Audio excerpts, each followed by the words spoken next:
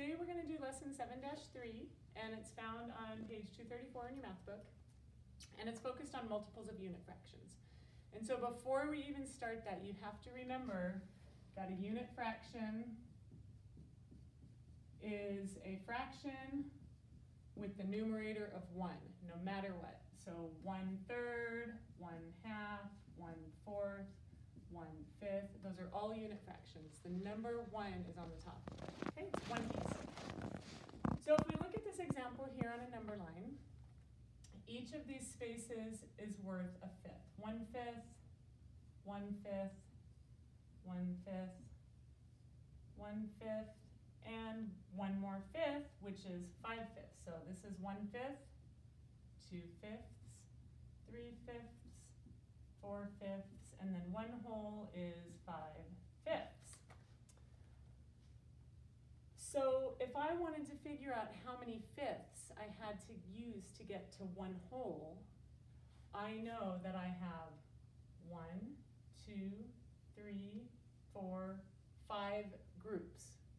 So I would have 5 groups of 1/5. And that equals 5/5 or 1 whole.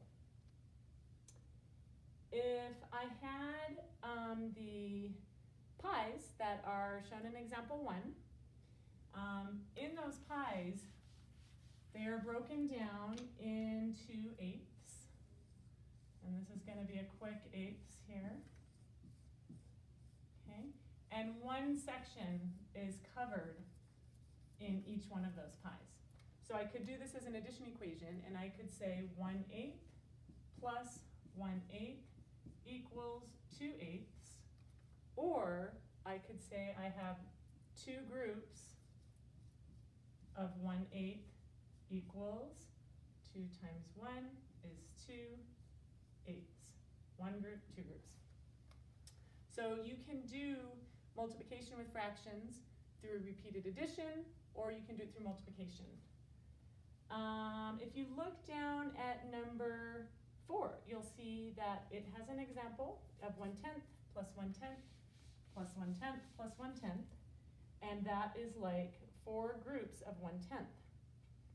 So if I said I have 3/4 equals 3 groups of what?